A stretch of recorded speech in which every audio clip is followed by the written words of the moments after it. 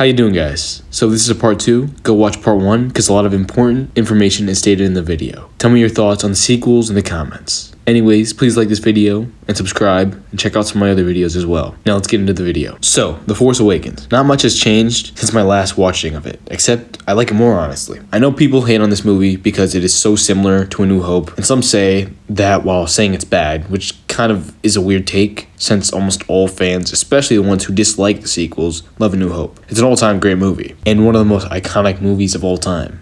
But really, I feel like the characters besides Kylo and Rey somewhat are all pretty original in their arcs. I mean, sure, they play similar roles. Like Han plays a similar role to Obi-Wan as a mentor, but they do it completely differently. Rey's a little over-criticized in my opinion. I think she's a Mary Sue, but mainly in episode 8, maybe a few moments in 9, and a couple big ones in 7. Her using a Jedi mind trick without knowing what the Force is was pretty stupid. I like her being a quick learner. It really isn't a bad thing, but her just magically knowing how to do things she's never experienced before is just dumb. Her beating Kylo was also pretty dumb.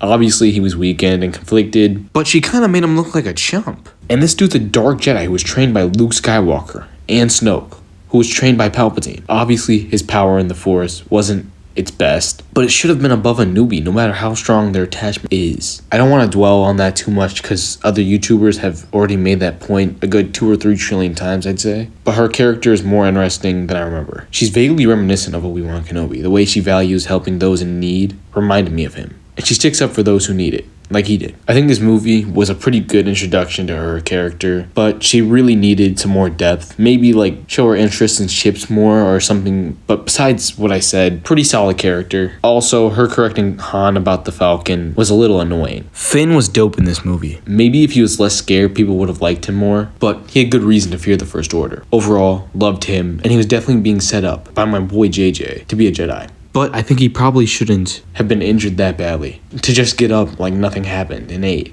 But obviously it wasn't JJ who did that, but nonetheless, I think him having less severe injuries would have been better. I don't think Han and Leia should have been divorced, but besides that, I liked them in this movie.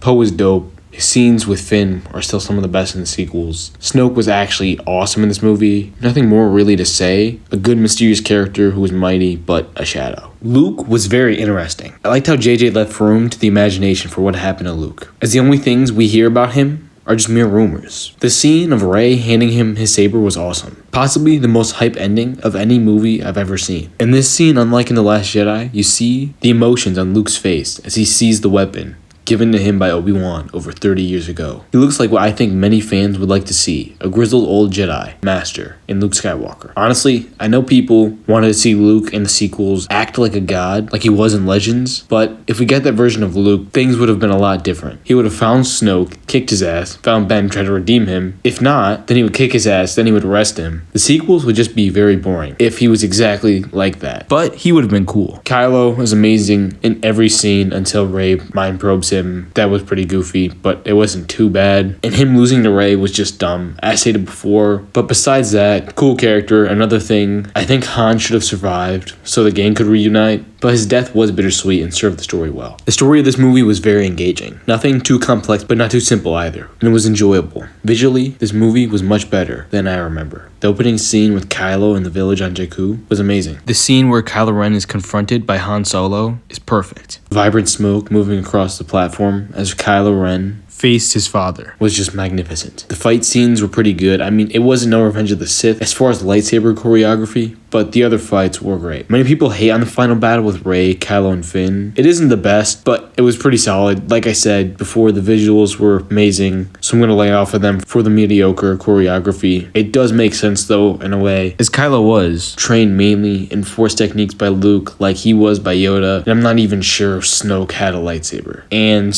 you know, Rey and Finn just picked up lightsabers for the first time like ever in their lives. Captain Phasma was pretty cool in this movie as well. Also, Starkiller Base is kind of overkill, but interesting. But all in all, the best of the sequels, probably an 8 out of 10 as a movie. Not as a Star Wars movie scale necessarily. Then things get more complicated. The Last Jedi. I used to hate it, and still kind of do. I feel like the sequels were a little bit like a relay race in the change of directors. JJ started off very strong, and most were okay with it, if not happy. Then he gives it to Ryan. Ryan shoves the baton up his ass and starts licking the ground. So, the main reason I hated it was because of what they did to Luke. And looking back at it, I understand it more. So many people talk about how long Luke was gone, and canonically, he was only gone for 6 years, which isn't as bad as I thought. I thought it was 10 or more years. But when I was researching for What If, I learned that. Another thing I've thought for a long time, Luke's death. People always say he just sat there and died, which really leaves out the bigger picture. He sacrificed himself for the resistance. It's not like he did nothing. That being said, I think a grizzled, maybe less hopeful Luke Skywalker could work. But I genuinely believe that Rian objectively ruined his character. To do a 180 on a character, damn near completely off screen, is pretty much universally considered a bad choice. Seeing Luke so miserable is just so unlike him, so hopeless. I think him having less hope, sure, but none? Hope is a defining aspect of his character. Another thing, he is so rude and uncaring of those around him. When we last saw him, he was the most compassionate man alive. And he is selfish when in Return of the Jedi, he planned to die if he needed to stop the Emperor. And he was so spiteful of the Jedi, including Obi-Wan and even Yoda, as he was specifically talking about the Order when Yoda was Grand Master. Those were the Jedi who trained him, the ones who made him who he grew to be. And the Jedi way is what gave him meaning in life. And helped him save the galaxy. Only a couple times. He also almost completely disregards Chewie and 3PO. And we don't really see him have much of a reaction to Han's death either. And Leia, his sister, he almost turned to the dark side of his love for her. And when she needed him most, he had no hesitation in saying no. He does have a good moment with R2 though, I must say. He spends almost the whole movie with Rey. She gets to him more than Chewie or R2, his friends of 34 years at this point. Luke was willing to give people who have done some of the most despicable, evil, and selfish things a chance. But for Kylo, he genuinely considered murdering him. I understand. It was something he regretted immediately, and he wanted to save people's lives. But it would have been better if he just held his hilt in his hand for a moment and then put it back. But I still feel like that is out of character. That is much more realistic though. So after almost killing his nephew to stop the violence he would cause, you would imagine when he was actively causing violence, he would do something at least after coming to terms with himself. It's not even that he ran away, it's just that he didn't come back for so long. And he didn't give a shit about Anakin anymore either, which really was another big part of his character, his pride in his family. He definitely wouldn't have thrown away his father's lightsaber. And he just has a completely different reaction and look than he does in The Force Awakens. I wish we got more references to the prequels. Like, do they ever find out who their mother was? In Legends they do. I think they do in canon, but I don't know. So I wouldn't say they ruined his character. He's still legendary in 3 movies, but Rian definitely fucked him up. To be fair, at the time of making it, I don't think Luke's ship was able to be piloted. JJ changed it so Rey could get off of it for 9. I think Luke should have been different than he was in Episode 6, obviously, but not like this. Some people use this clip of Rian, of him talking about how he wants to make movies where people are walking out either saying they hate it or they love it. I really feel like this isn't the best evidence in trying to prove he tried to divide the fandom, because that video is like 30 years old and, well, people can change quite a bit in 30 years. Okay, that felt good to get off my chest for the last time. So, visually, this movie is pretty good. It ain't no Force Awakens, but Snoke's throne room looked dope.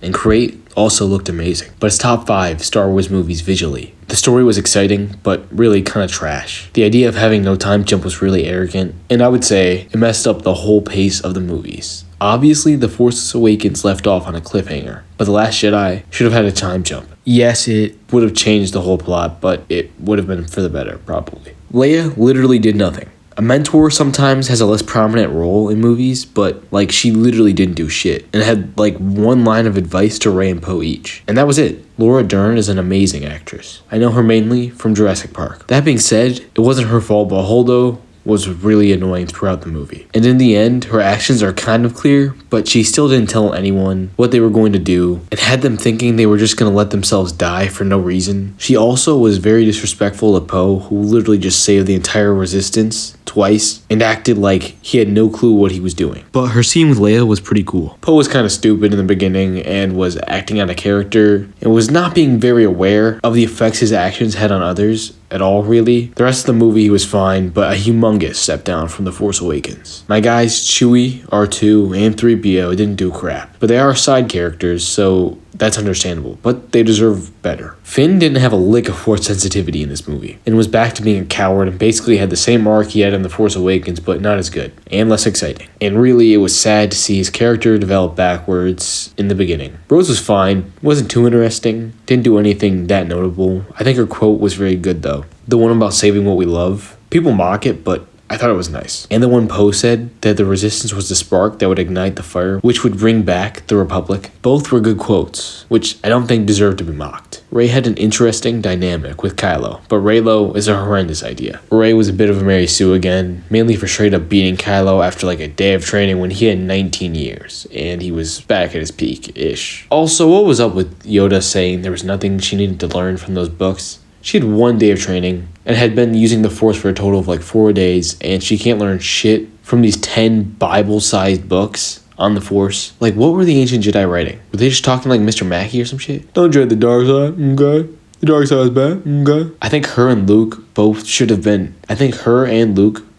done more than just bickered for at least 60% of the duration of the movie. And her seeing the good in Kylo after one brief vision and not even really knowing who he was is just kind of stupid. She could have been a lot better, really, but was okay. Kylo was not as good as he could have been. The scene where he almost attacks Leia was great, and the scene where he sees Luke on Crate was also great. His scene with Snoke in the beginning was also pretty good, but him spending most of the movie Force Skyping with Rey really was underwhelming. The dialogue between them was solid though. The fight scene in the throne room was pretty dope too. Yes, I've seen the slowed down clips. Yes, it's wonky, but I can't lie, it looks cool. But I think them developing a connection should have happened later, and mostly in person. But the Force Skyping, I'm not a fan of. The Codebreaker dude was pretty cool, a little weird, but I kind of wonder what happened to him. Snoke, he was underwhelming as well. He was good for most of the movie, but he wasn't as intimidating as he was in The Force Awakens. Maybe it was because he wasn't a 100-foot tall hologram, but still, he wasn't as scary as people thought he would be. And Snoke's origins not being explained is part of the reason why people hated this when it came out. Him dying was very stupid. I think Darksiders falling prey to their overconfidence is good, but bro killed the main villain in the middle of the story. Like, JJ never stood a chance. Phasma also didn't really do much here and died. Her death was okay, though I feel like it could have been better. Overall, better than I remember, and I was actually going to give it a much better review than I thought about it more, so I'm going to give it a 4, maybe 5 out of 10. On the same scale I already used, but I liked it more than I used to, but still kind of hate it. And at the surface of the story, it's okay, but I look at more than the surface. The Rise of Skywalker. I think my thoughts on this are pretty much the same. Palpatine shouldn't have been brought back. Yes, Anakin still saved Luke, but he didn't bring balance at all, because Palpatine came back literally right after he was killed.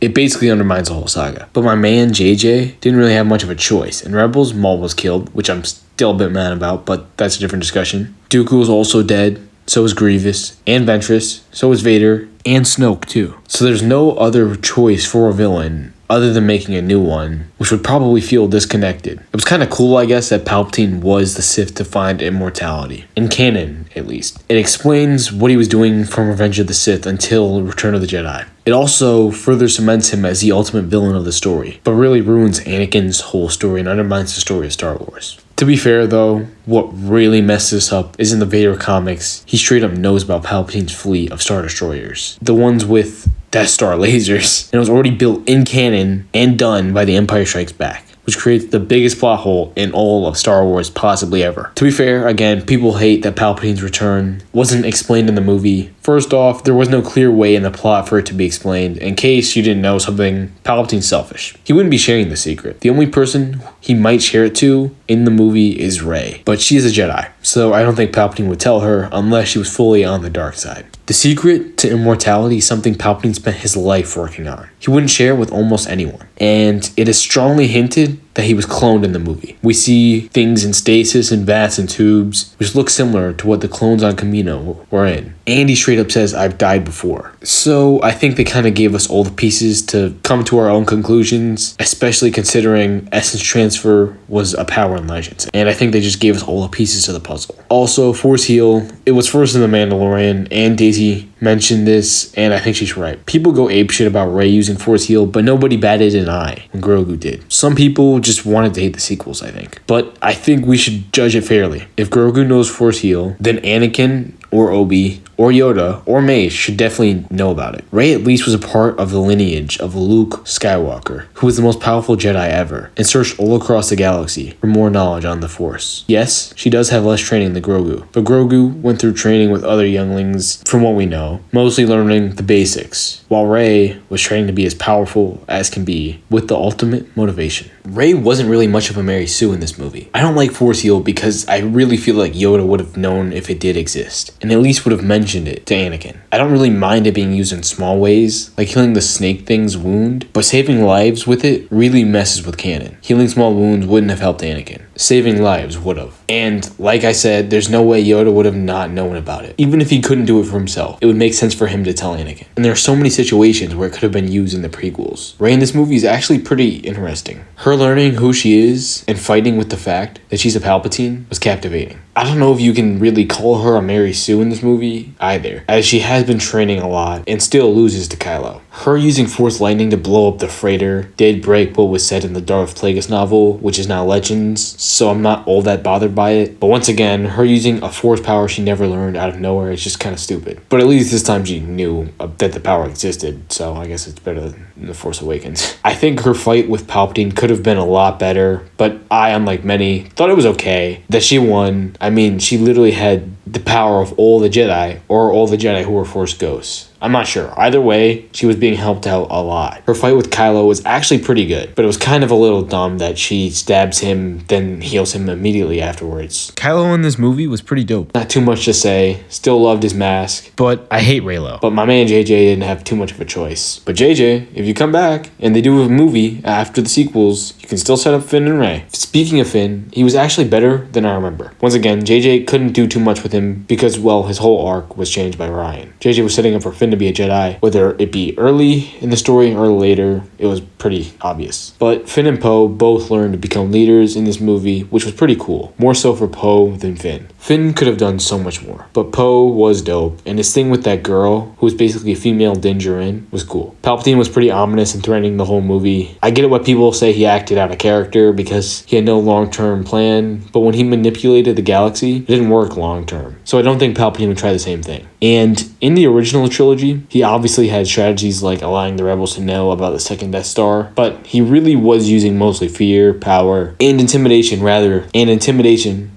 than scheming. Him absorbing Rey and Kylo's power was pretty crazy. He could only do that because of their dyad. If not, it goes against canon, and would make you wonder why he wouldn't do that, why he wouldn't do it to Anakin or Luke. But I'm like 99% sure he could only do that because of their dyad. Leia was actually a mentor in this movie, but didn't do all that much for most of it, as she just reacted to the news of the crew. I think she deserved a better death than saying Ben's name and dying. Another plot hole is, why wouldn't Leia ever go in the front lines? Like, shouldn't she be the best or second best fighter they have? She was dueling Luke and was doing very well, and I think this must be after Mando if Grogu is considered Luke's first student. But I suppose she thinks she's better as a leader than directly fighting. Overall, she was okay. I think she and Kylo should have had a scene together, as they didn't have one for the whole trilogy, besides that moment where they sense each other and he won't shoot at her in a TIE fighter, but that's it. And when she literally just said his name. Lando was cool. Would have been good to see him and Leia together, and I wish he got more screen time, but it was tough to fit him into the movie when there was so much to do. Chewie was cool in this movie. In the theater, when I first watched this, I was so sad when I thought he died, and was so relieved to learn he lived. 3PO was cool, and R2 really didn't do anything at all. Hoped he could have done more, but you know, he was kind of replaced by BB-8. I wish we saw Anakin in The Last Jedi, but in this movie, he wouldn't have really fit unless he talked to Kylo just briefly. That would have been amazing, but Kylo talking with Han was probably better, as he didn't know Anakin. Luke was great as a Force ghost and was acting like a true Jedi again. Also, Hux, him being the spy was pretty cool, I thought, the first time I watched it, and he actually kind of does some stuff this movie, so I don't know, that's interesting. In the other movies, he was alright, I guess, but nothing too crazy. I do kind of think JJ wanted it to be Rey and Kylo carrying on the legacy of Luke and Leia. It was about the two, when Star Wars has always been about the one, Anakin. However, I did love the scene at the end. People across the galaxy fighting against evil.